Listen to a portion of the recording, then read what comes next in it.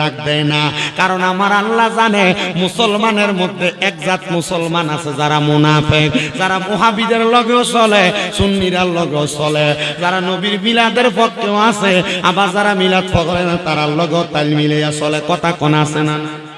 জোরে কয় না আছে না নাই?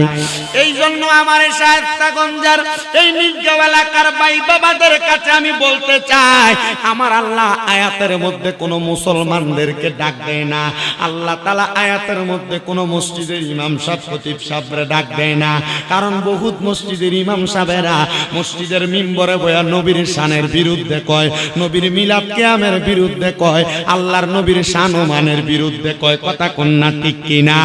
এই জন্য আমি আমার এই মিলাম এই এলাকার নির্জীবের ভাই বাবাদের কাছে বলতে চাই, আমার আল্লাহ আয়াতে কারিমার মধ্যে ডাক দেয়, ইয়া আইয়ুহাল্লাযীনা আমানু, হে ঈমানদারেরা, সাল্লু আলাইহি, তোমরা ওই নবীর প্রতি দুরূদ শরীফ আদায় করো, ওয়া সাল্লিমু তাসলিমা, তোমরা সালাম দাও আদবের সাথে।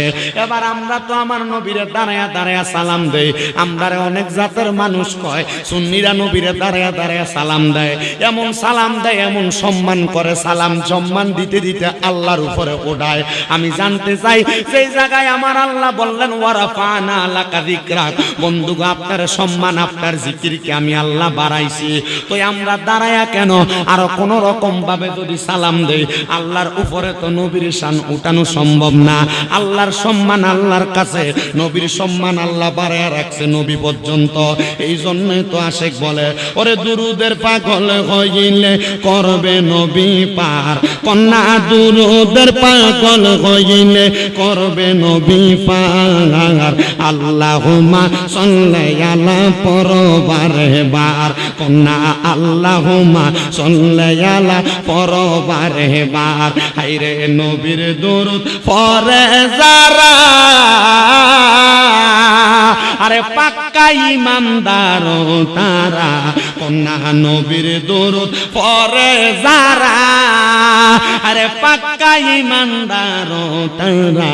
হায়রে অহরহ পর দুরুদ, অহরহ পর দুরুদ পরবারে বার।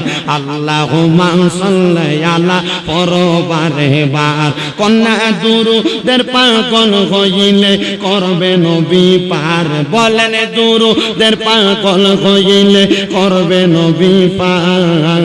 আল্লাহুম্মা সাল্লি আলা পরবারে বার। আইরে দুরুদ বিরোধী গো যারা, আরে খোদার আযাব পাবে তারা।